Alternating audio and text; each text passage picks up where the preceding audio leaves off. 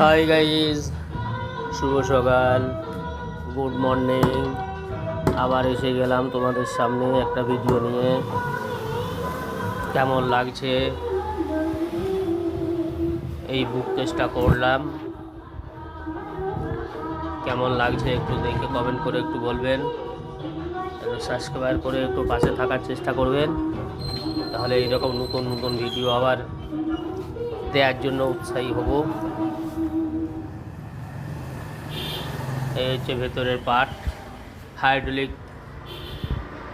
কবজা লাগানো আছে, যারে বলা হয় 0 ডিগ্রি। উপরে কাঁচ লাগানো আছে, 1 2 3টে ভেতরে থাকা আছে, 4টে থাকা আছে মোট। নিচেতে আবার একটু চাকা লাগানো আছে, উপরে স্লাইডিং দেখতেই পাচ্ছ। অতএব কেমন লাগলো একটু কমেন্ট করবেন দয়া করে।